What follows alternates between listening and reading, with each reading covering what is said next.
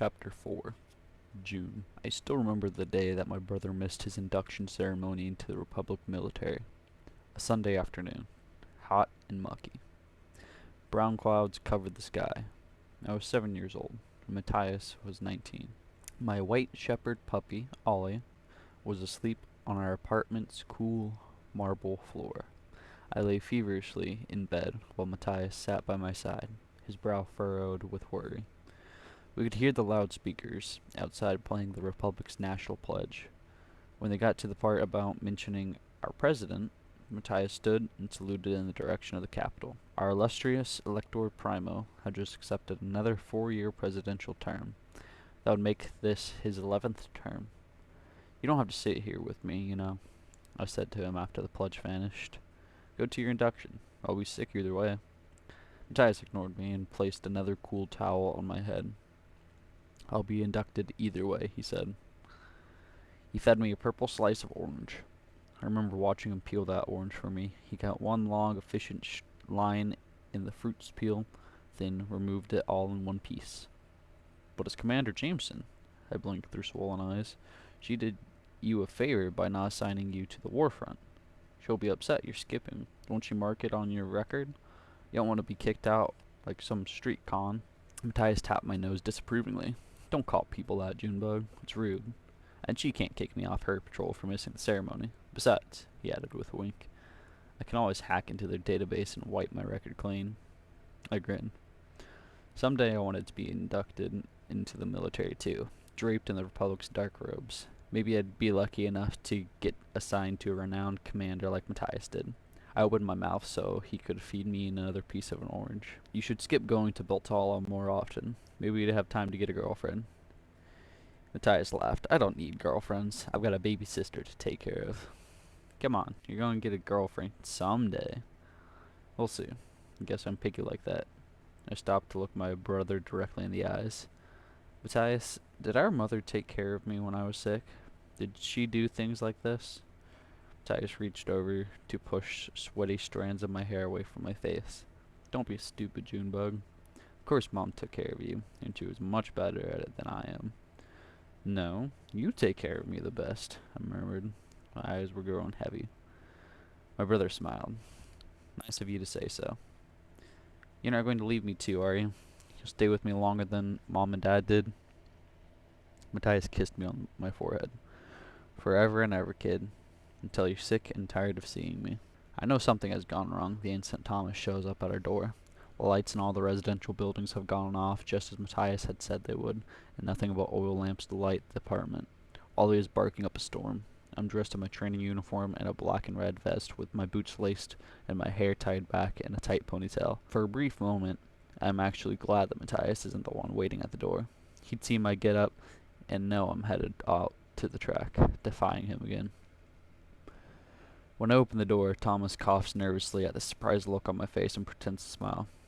There's a streak of black grease on his forehead, probably from his own index finger, which means he just finished polishing his rifle earlier in the evening, and his patrol's inspection is tomorrow.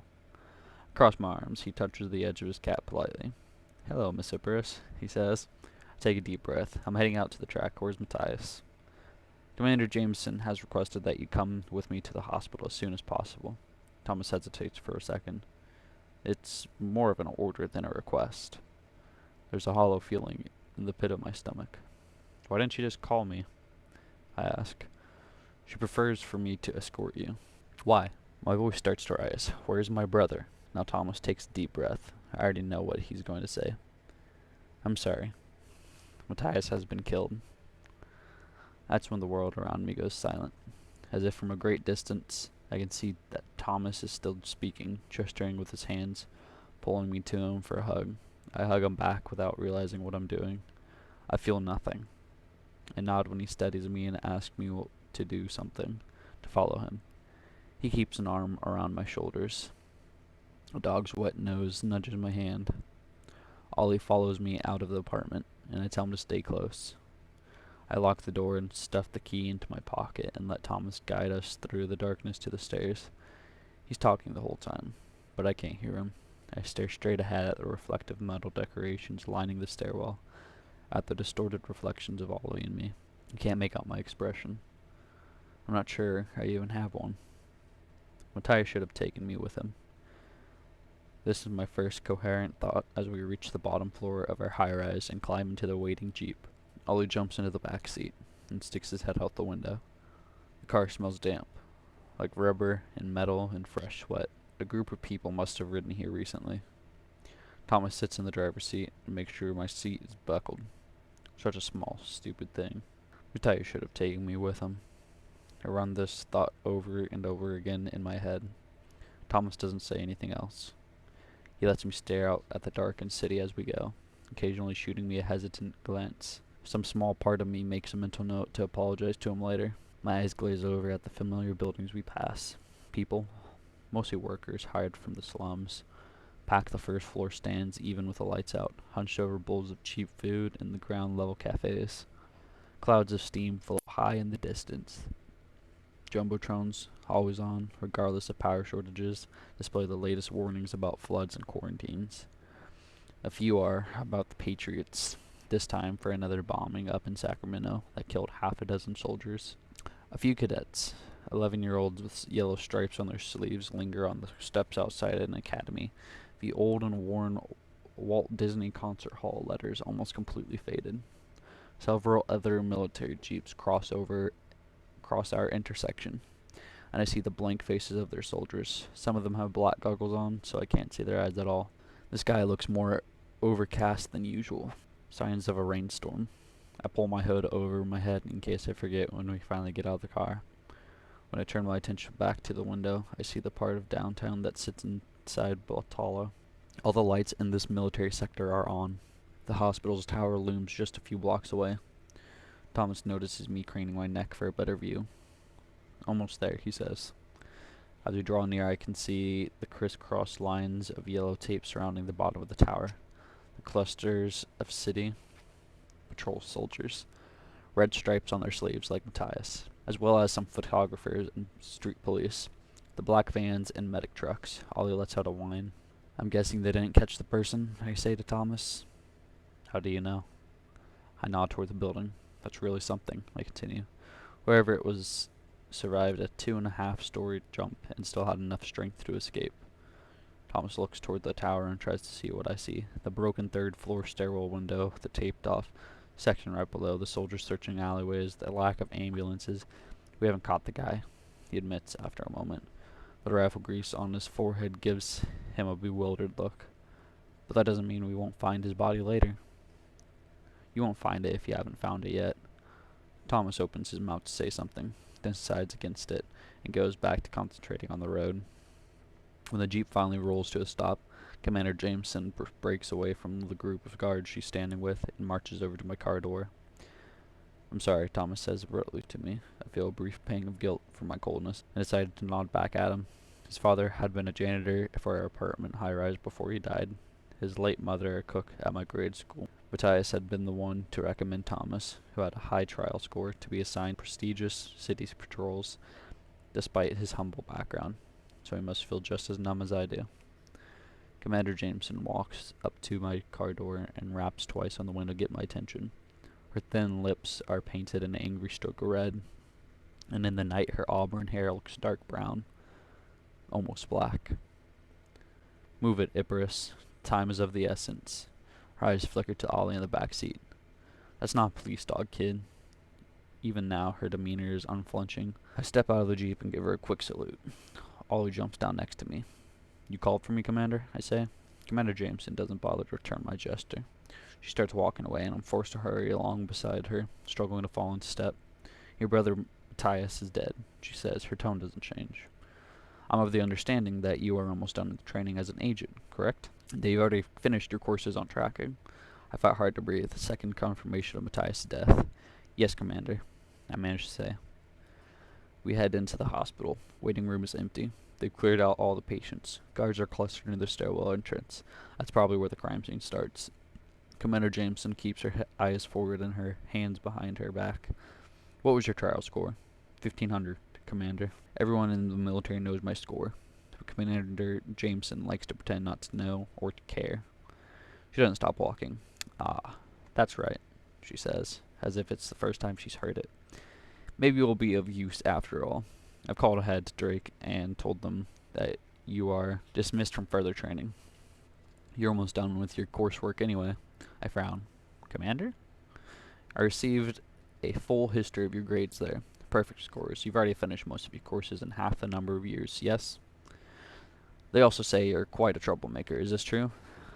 I can't understand what she wants from me. Sometimes, Commander. Am I in trouble? Did they expel me? Commander Jameson smiles. Hardly. They've graduated you early. Follow me. There's something I want you to see.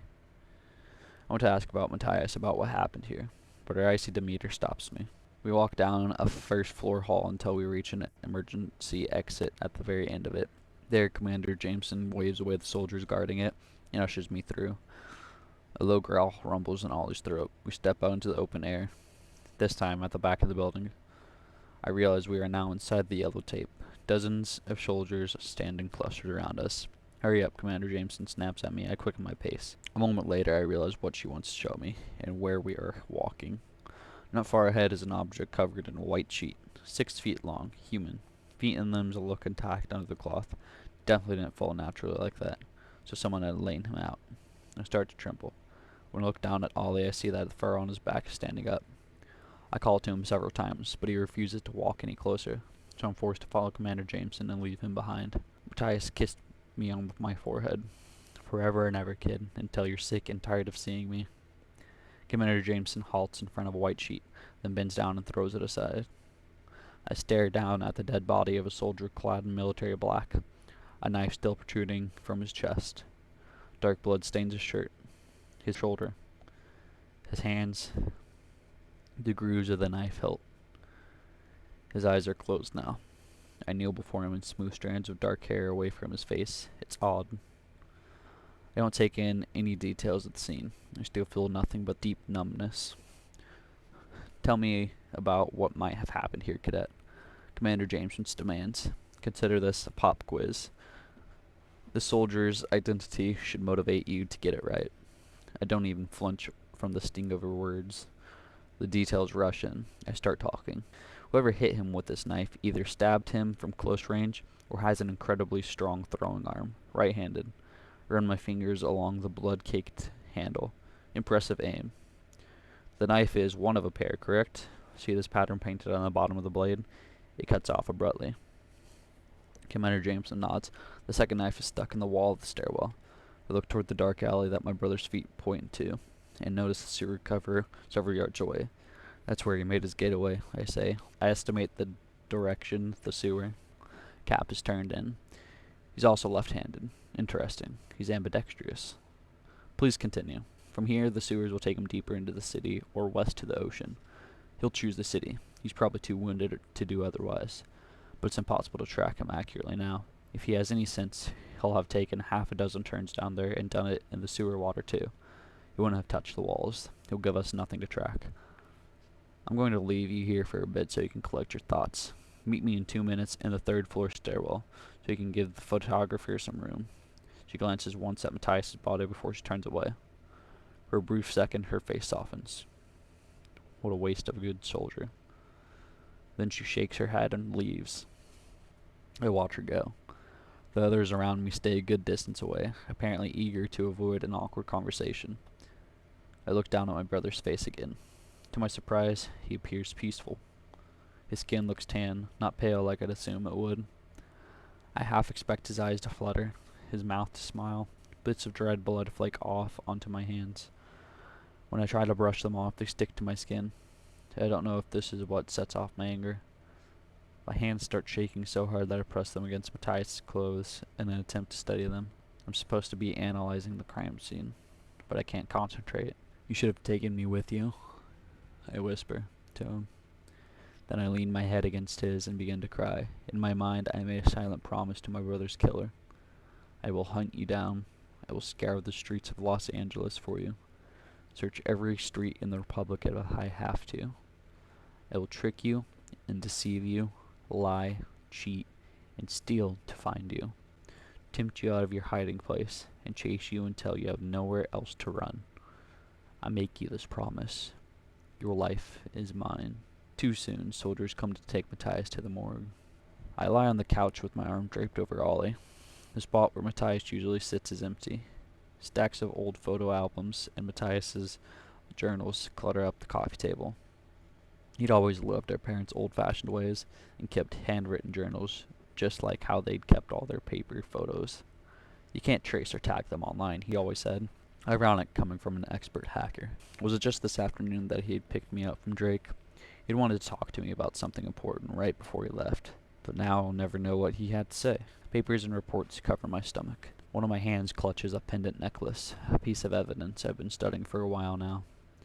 I squint at its smooth surface, its lack of patterns. Then I drop my hand with a sigh. My head hurts. I learned earlier why Commander Jameson pulled me out of Drake. She's had her eye on me for a long time.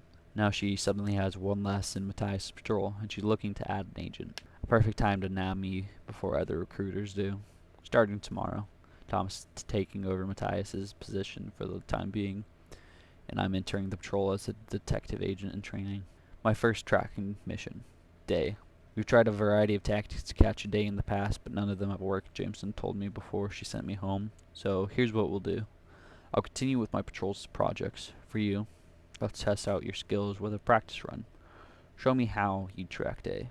Maybe you'll get somewhere, maybe not. But you're a set of fresh young eyes, and if you impress me, I'll promote you to be a full agent on this patrol. I'll make you famous, the youngest agent out there. I close my eyes and try to think. Day killed my brother. I know this because we found a stolen ID tag lying halfway up the third-floor stairwell, which led up to the soldier pictured on the tag, who stammered out a description of what the boy looked like. His description didn't match anything we have on file for Day, but the truth is, we know little about what he looks like, except that he's young, like the kid at the hospital tonight. The fingerprints on the ID tags are the same prints found just last month at a crime scene linked today.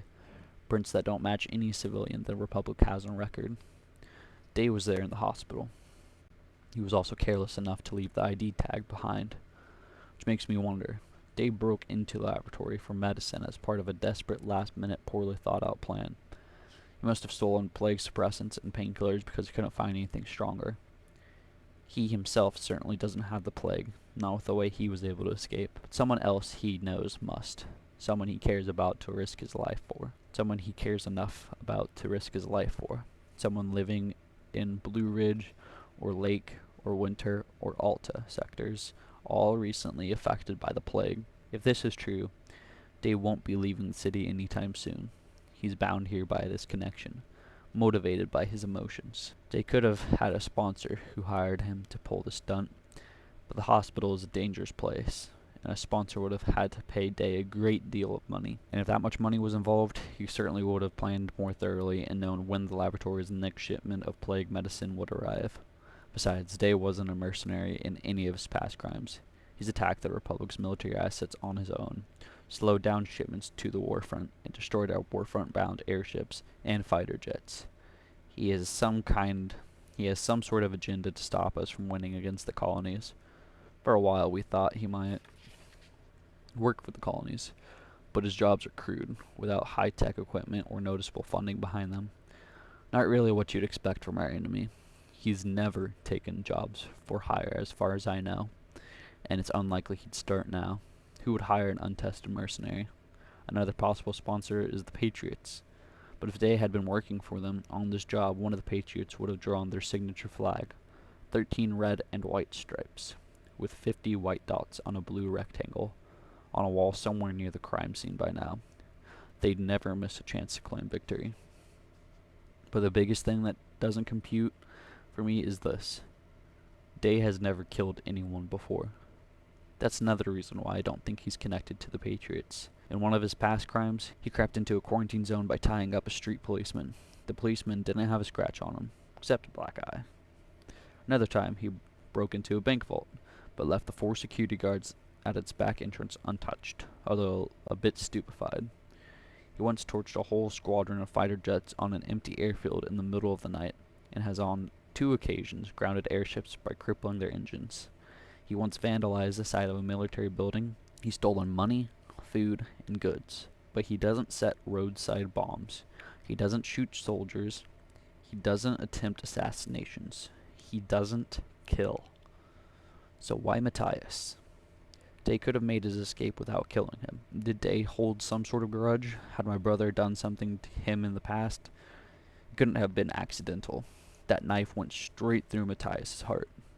Straight through his intelligent, stupid, stubborn, overprotective heart. I opened my eyes, then lifted my hand and studied the pendant necklace again. It belongs to Day. Fingerprints told us that much. It's a circular disc with nothing engraved on it. Something we found lying on the floor of the hospital stairwell along with the stolen ID. It's not from any religion I know of. It's worth nothing in terms of money. Cheap nickel and copper. The necklace part made of plastic, which means he probably didn't steal it, and it has a different meaning for him and is worth carrying around with the risk of losing or dropping it. Maybe it's a good luck charm. Maybe it was given to him by someone he has emotional ties with. Maybe this is the same person he tried to steal plague medicine for. It has a secret. I just don't know what. Day's exploits used to fascinate me, but now he is my matched enemy, my target, my first mission. I gather my thoughts for 2 days. On the 3rd day, I call Commander Jameson. I have a plan. And I just wanna go somewhere where I could just stay inside, where I could just lose my mind, where I could just go unwind. A scotch on the rocks, it slows my thoughts and slows down time.